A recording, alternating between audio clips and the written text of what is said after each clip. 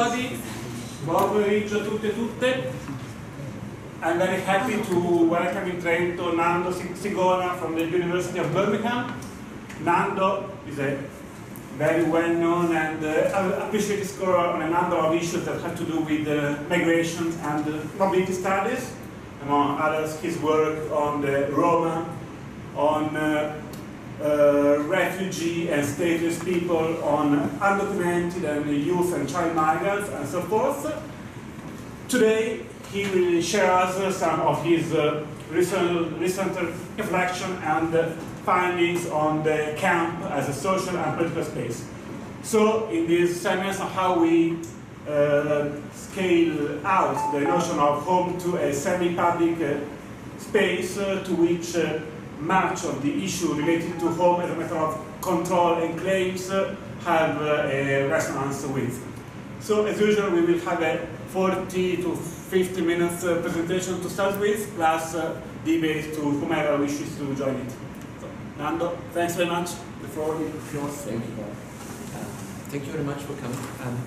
What I'm trying to talk today, this is based on an article that was published a year ago in Citizenship Studies. And it stems very much from the research I did as part of my PhD long ago now. But what I'm trying to do is to move from the Roma camp as a space and reflect on the extent to which this sort of idea of campsmanship can be applied or developed in different forms of camps. So the new work I'm developing look very much at the camp form in the refugee crisis. And this is work in progress, and I've got currently a project application under consideration that's around this issue. So what you see is some of the ideas around where this thing came from, and maybe at the end we can talk about in the way where I'm going with it. So in terms of, obviously, there is an issue. Talking about the Roma in Italy, or anyway, there is quite a lot of background information that you need to provide, partly, and that takes quite a lot of the presentation. But what I'm trying to do is to very much focus. Welcome to Italy. No, it's the Russian hackers have intervened on the presentation topic, deciding it's not visible anymore, and now it's become grey. The grey space of the camp. No. No, absolutely. Absolutely not. Absolutely not. So what I'm trying to make is first a little bit of background on the so-called camping nomady, or I call it nomad camps, or camps for nomads. Now will be applied to the Roma refugees that came from former Yugoslavia. And then reflect a bit on the theoretical framing that look at the spatiality of the social. Try to link up two body of literature. On one hand, the Foucauldian idea of the link between public and space, but also the work by a geographer like Dorin Massi, but also with some debate with the refugee literature, and based very much stemming from the work of Giorgia Gamman around the camp as a space of exception, but also more generally the debate around the refugee camp and the function that it plays. And after this, I will look into the way of looking at this camp as a different lens, and at the end we'll try to develop a look at the ethnographic material from the research and explore the relationship between the camps and the institutional gaze on the camp, the perspective of the residents on the function played by the camp and the way that the camp is embodied, and finally the relationship between the camp and the city as a way also of question the exceptionality itself of the space. And finally, I will talk about this idea of campsmanship, which I haven't still decided yet how to translate it in Italian, so I'm actually quite happy that the presentation is in English, because la campinanza or la campanianza sounds a little bit weird. So some of the work I've been doing since the beginning of the 2000s, I wrote a book in 2002 called Figli del ghetto, Italiani, campi nomadi e l'invenzione degli zingari. And has been exploring the way that the idea of nomadism has been very much part of the political public narrative discourse around the Roma people, and now it's been used to as a way of justifying specific forms of spatial marginalization, that is particularly the construction of nomad camps.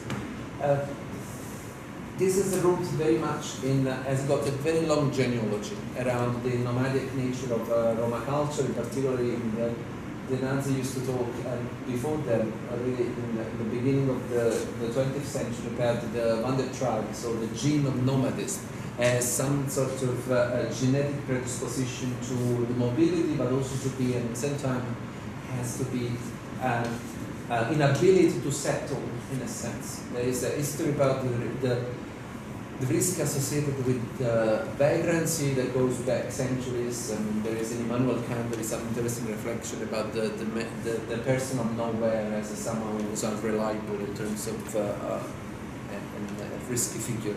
But what we're trying to do more closely is to see how this idea of the nomadism as a cultural essential, form of cultural essentialism, the link to the construction of camps, which initially was developed and applied to Italian Roma, in particular Sinti, so indigenous Italian national, and brought it to the development in the 1980s, in particular of regional norm for the protection of nomadism, and nomadic culture, which had the camp as the solution to this protection. So on one end, the regional legislator was recognizing this nomadic culture, on the other end was recommending the construction of camp as the way to sort protect their culture. Very much, and this is the work, for example, Leonardo Piesiere has been doing in Verona for many years, Claudio Marta used to do in Naples, around this idea almost of the nomad camp as a form of Native American reserve. So this idea that we put them in that space, that is where they are protecting their own culture, etc., etc. What happened though, this is very much what part of my PhD work, was to look at what happened when Yugoslavian Roma came in Italy, and the extent to which they were assimilated or co-opted within the nomad camp system. Partly as a result, and this is what I found in the research, that of the absence of an asylum system in Italy at the time. So there were no tools for incorporating within the asylum system, because there was not an asylum system. Actually, at the time, it was at the time of the Yugoslavian war that Italy started to experiment with what then became the Servizio Nazionale, the SPRAR, and this idea at the beginning they had a few pilot places where they put the people inside. So there was very much a time of experimenting, and in that case, when the arrival of 10,000 in spring summer 1999, we got about 10,000 Roma that came in Italy. They were integrated, as I said, within the nomadic discourse and camp.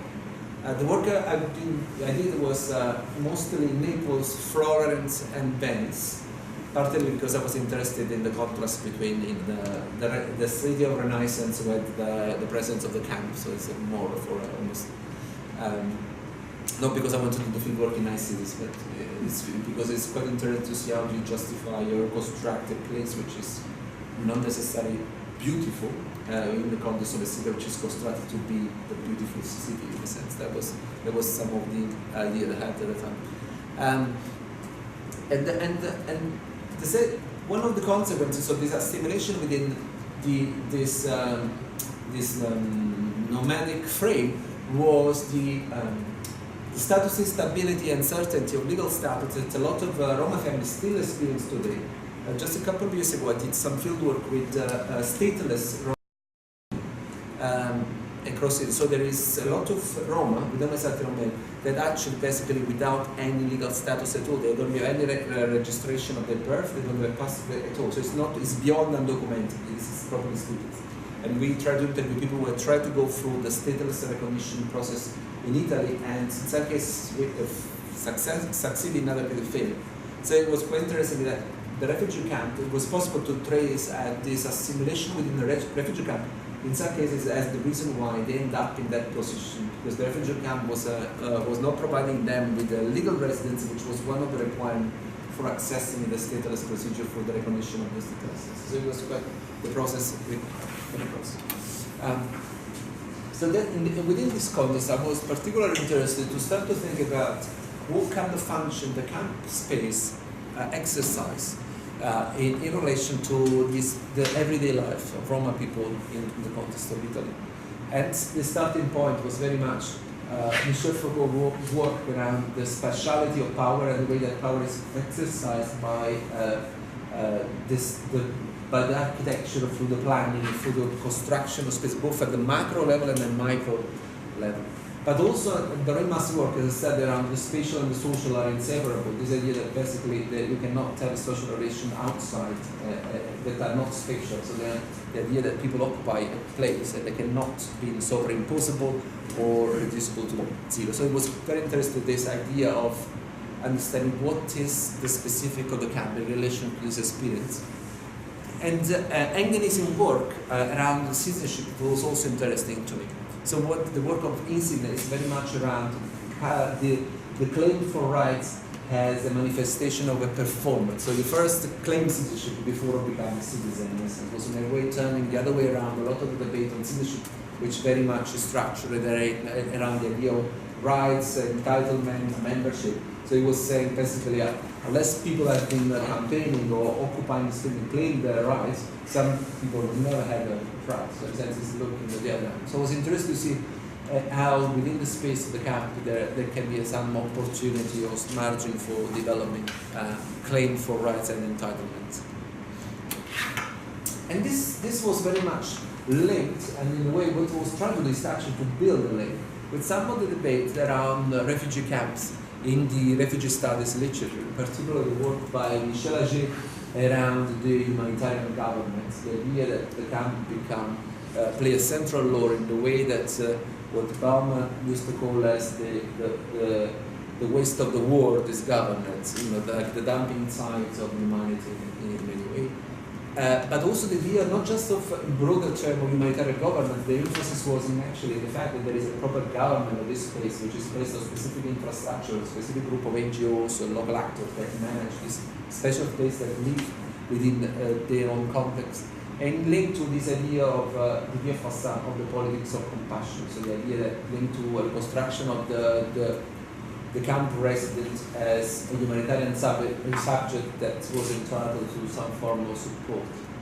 This goes back to some of the work of the anthropologist Lisa Markey around the idea that the camp is the place where the refugee lives as a depoliticized and quintessential victim. There is also another side of the story within the analysis of refugee camp that instead is a look that the camp has the place in which aid is provided. So almost like as you look almost through a logistical lens, that is where the services can be provided from more easily, and where the international organizations basically operate. And this is the work in particular by Barbara Arrebon, who was the founder of the Refugee Study Center in Oxford. So I was looking at how I can try to work out a link between these sort of two connections. In particular, I was trying to think through the way that different forms of camps and encampments can be linked to each other. This is part of the work I'm trying to develop now around the camp form. And one key reference that comes out very much from this kind of work is certainly the work of Agamben that had a major boom within the English-speaking academic world in about 6-7 years ago, particularly, so much later than here in a sense, but it became very much mainstream in refugee studies and with seminar series and a lot of reflection coming, a lot of work in human geographers in particular, around the concept of exceptionality of the camp. What I was trying really to do was to what extent the lens of exceptionality enables us to understand the experience of the resident, or to what extent instead it becomes the other way around, it becomes a way to homogenize the experience of the resident and lose that element of agency, the potential for contestation, the potential for politics through this element of exceptionality. So some of the critique of Agamben has pointed out in particular how the jargon of exceptionality, this is by Jeff Eisman, who was working around the politics of security, pointed out how the jargon of exception leaves little space for the societal as a realm of multifaceted historical structure, political mediation, mobilization. So the idea to understand the camp as a historical product of specific power relation on one end, but also as camps as a different. So in a sense, it's not just the experience of the residents as a multiple different structure, but also the fact that the camps play different role in the current society in many ways. There are different camp forms that play different functions. the political theorist Bonionic has talked directly about the need for de-exceptionalizing the exception, and in a way give much more space to the normality of camp. And this as a starting point to explore the camp in a way that it relates to the broader context in which they are located, but also how to help us to understand the present. So, and this in a way takes back to a bit of discourse that Bauman was doing about the camp as a form of modernity rather than exception. So the idea to understand the camp as a product of the life, the society we live in, and the power relations that are in place, rather than as something out of the norm. So, so what I try to do within my work and the fieldwork was trying to explore on one end the way in which I tried to capture the way in which the Roma camp is constructed in the bureaucratic imagination. So how the Roma are seen by the bureaucrats in terms of and what is the role played by the camps, and this is part of the work I've done with the local authorities as part of the research, but then also look at the other side. So what was the function, how the camp was perceived by the residents in many ways, and what function was played for them. And also, and this is why camp at the end tried to see what opportunity spaces for contestation within the camp space were available to them. In a way, by doing this, and this is very much in a way playing with Hannah Arendt's idea of putting the rightless at the center of the analysis rather than the margin, look at the camp as a way of understanding the society we live now in. And in a sense, while I was doing research was also the time when the Mafia Capitale investigation was exploded, and there was those amazing transcript of the interviews, which was very clear around the centrality of the margin of society for the core of power. So in a sense, it was always a fact about how the refugees is great to making money. Oh yeah, the Roma, no one cared about them. We can do everything we want with basically with the money around. So it was very interesting to explore this relationship between the margin and the center, in a sense, as almost a turning the table kind of perspective. So here is mostly I'm relying on a series of extracts from the interviews to try to capture this idea of the bureaucratic tradition and the camp. A senior social worker in Venice pointed out, and was interesting, addressing the issue about are the gypsy dirty is one of the key sort of things you're going to hear, apart from when you talk to people, and in particular also in local authority. It was interesting how it was understanding that to say the gypsy are dirty is like a dog chasing its tail. In the local authorities, if the local authorities supplies a camp with one toilet and a single shower for every 50 residents, then it should be no surprise if the toilet clog up and the shower breaks and the Roma end up dirty. It's a huge vicious circle. Another social worker in Florence instead was pointing out how just try to imagine a kid from the camp who one morning goes to school and finds that he's got 31 ticks jumping out of his backpack. And you can get the idea of how hard it can be for these kids to go to school the following day. So it's what is interesting? On one hand, there is an understanding of the key stereotypes. So the Tremont has the key stereotype about the gypsies, in a sense, that people say they are dirty, or people say they don't want to go to school. On the other hand, what is interesting as well is the assimilation of the Roma, the equation of the Roma, with those who live in camps. So here the question was about, tell me about the Roma in this, and automatically the focus was exclusively on those who live in the camp. So it was quite interesting how the camp became the shock up for all the Roma, while actually if you look at the data that we have, is not the case. In actually, it's minority of the Roma and Sinti in Italy lives into those camps that we talk about all the time. But in the sense that it's very much an assimilation between the marginality and the visible aspect of this marginality and the camp itself with being a Rome. So it's sort of it's interesting in terms of a spatial ethnogenesis. Let's say basically the identity, the way we approach this community, this ethnicity is constructed through the space that we construct for that image. So who doesn't fit those stereotypes doesn't exist. And it was interesting to just oppose this idea with what actually some of the people I was speaking to were telling me about, in particular the Yugoslavian Roma that were just coming into Italy at that point. And it was very much about this sort of surprise that I tried to capture about finding themselves inside a normal camp. So it's a Roma male in Florence was telling me about what the camp does, and he says the camp surrounds and excludes its inhabitants to the point that later people can say these are the Roma and they will always be the same, they will never change. So it's a young woman again in Florence was telling about the time where her dad went to pick her at the station in Florence when she was just coming from Kosovo to unite with him. My dad came out to meet us at the train station. We took a taxi that left us outside the camp. This was the Olmatello camp. I couldn't believe what I saw. Dad, where is our house? I asked. This is it, he replied. Our house was an old caravan. I stepped in. I still remember that moment. There was one plate, one spoon, one pan, a fridge with a single tomato and a can of tripe, which interestingly enough is a very typical food in Florence. So rather than it was actually she was surprised by this tripe as a meal in the context. And another woman, I didn't know this was a woman, a wife that was uniting with another man. I didn't know places like this could exist. I didn't know my husband lived like this in Italy. I used to ask him, why don't you take me with you? I thought he was having a good time. That Italy was a dream, a paradise. This is actually the story that I'm telling about the camp is important because it really shows the extent to which the camp is not a natural environment or habitat for the Roma, particularly for those who were coming from Yugoslavia.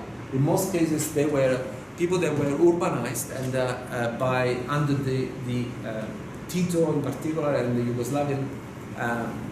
So they end up in houses that were more or less either in big housing blocks or outside, but they were not camps for them. So the camp was a novelty, and it was this sort of initial shock that I tried to capture there. He said this is something new to us and the way we adapt.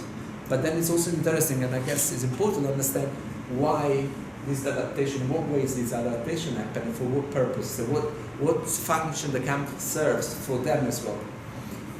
And partly this idea of what function it plays in the camp is important because a lot of the debate at the time the research was carried out in Italy around the Roma camps was very much around pushing for the exit. So how we move beyond the camps. There is a quite literature now, there is a lot of advocacy going on in this area. And what is interesting is that why project of exit failed as well. So it was a way of trying to understand that complexity, how you cannot just say let's close the camp and put them in a house in a sense. It worked for many, but it cannot work in some cases as the camp plays also other function besides being a place of concentration in a sense. And the point also which is important was very much an attempt from the point of view of the residents to build and establish a link with the place in which the camp was located.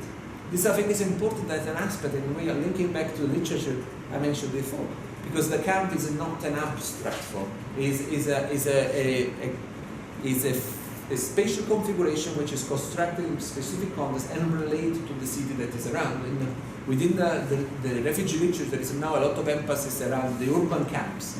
And if you look, for example, at Amman, you can see one of the earliest Palestinian refugee camps used to be very much at the periphery of Amman, outside, almost in the desert. And if you look at the map now, after 40 years, it's basically become the center of the town. So there is a process of urbanization of the camp spaces.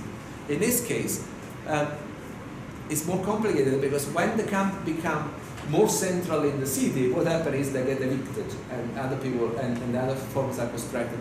And also there is an issue that why the camp are built at the margin of cities, partly because they are very often located at the interstices of different jurisdiction, because then in that case there is more room for maneuvering. So when it's not clear who is responsible for the garbage collection or sorting out the roads, it's actually more easy for the camp to continue to exist in some cases. Although the camps, there are different forms of camps. I don't think they got time to go in details here. So here is Adam was showing me so the caravan behind. So this is quite interesting. In the Mateo camp, there was two caravans, one to each other. One was the kitchen and bedroom, and the other one was the library. So he had in this caravan he had mountains of documents and pieces of papers and newspapers that he was collecting to, first of all, to remember his house in Mitrovica, and the idea that he was very keen to show that the camp is not where we used to live. And this is what he said was our house. So it was, and actually, when I went to Kosovo in 2008, I also went to see their house. That's where it was used to be. And the other thing was interesting in this attempt to resist the fact to be assimilated with the nomads was also to show me the cover of Paris Match there with Tito on the cover and his wife as a sign that is quite interesting because it was very unusual for me to find Tito in a camp in Florence. But it's interesting because under Tito was the first time that the Roma were recognized in the constitution as a cultural minority. The Roma language was protected, and also they were allocated position in the public administration. So that was the time of recognition for them of their culture. And actually, in terms of Yugoslavia, the Roma as a community was much more institutionalized in many ways and also well organized. This what was interesting with a lot of the Roma that came into Italy. A lot of them came from well-established positions. I mean, there was even Roma journalists that came to Italy as refugees, and they found themselves in these camps. So they had more skills and tools to deconstruct the place where they were. You know, they were more difficult for them to adapt, to accept those places. And it's like it's not everyone basically just get depressed and stay there where they were. So about Florence, Florence is beautiful. Even if the place where I live is worse than the one I left in Kosovo, here in Italy I feel freer. I feel like I opened my eyes. In Kosovo I was like a slave. I had to ask to my parents-in-law for permission for everything. This is quite interesting about also gender angle about the relationship. This was she reunited with her husband. The husband had migrated in the 1980s. So a lot of Yugoslavian Roma came to Florence, in particular Italy, before the war. Who joined them with the war were the rest of the family. So this was more typical economic migration kind of structure, and then they changed, they became refugees in some cases. So it was quite interesting to see this process of emancipation. So and this, what is also interesting to explore, the extent of the camp is not an out of place kind of place, but it's actually very placed also in terms of also opportunity for connection with the world outside. But the camp is also a very concrete space. I mean, there is some research in epidemiology pointing out the impact of the life in camps on the health of children who are born there. Obviously, it's very difficult to do epidemiological research that take into account all the also environmental factors, but some sort of pilot work was done by Lorenzo Bonasta in particular, is tend to identify this sense of the camp as having a concrete impact, specifically for the kids that are born there. And there's been work, for example, showing the extent to which you build a camp on a dump site or near an electricity pylon will affect issues around cancer, etc. So there's been, in Bolzano in particular. But what was interesting was about this idea of embodiment of the camp, and using the idea of the embodiment, proper concrete idea about the health, and the extent to which the camp became also the space in which structure the opportunity of the one that grow up and live there in the context. So in a sense, the Roma refugees from Yugoslavia became the nomads that the Italian institution had created in many ways. In particular, it was interesting with work that started to emerge with children who are born in camps in terms of what effect has the camp on the new generation. And how this the way of living, a way of escaping the label of nomads is by, for example, this is a strategy very common among the younger generation who speaks with, for example, with a Florentine accent, is to just don't put their own address, having someone who basically give them an address outside the camps that's not been recognized as a resident in the camps, and escaping this basically the label attached to living in the camp. So just and then, so basically what was interesting to see was this idea of the councilship as a way of capturing what wanted to bring together On one end, this idea of the space-power relation, but also about the specificity of the camp. So the camp is, of course, every relation happens in space, and power is embedded in space. But then, what kind of power relation are constructed through the camp in the case of the Roma? But also, what opportunities are there was the focus of the final part of the work I was trying to do. Here, an activist in Florence tried to explain what function plays the camp in relation to the possibility and ability to claim rights, but also to be invisible if you are undocumented in the condition of precarious legal status. Roma have understood that concentration can offer some benefits. On one hand, an individual, even without papers, can disappear in the mass and live undisturbed. On the other, concentration makes the Roma visible as a political issue, and is a reminder that there are people waiting for recognition of their rights. So this is a very interesting, and this is one of the things I'm trying to develop with the new work, for example, around the function that places like Calais plays in relation to the refugee issue in the context of the France-UK engagement with the Roma. The idea that basically a lot of the residents from Calais didn't want to leave. They tried to resist as long as possible, and the camp tend to be reproduced in that position.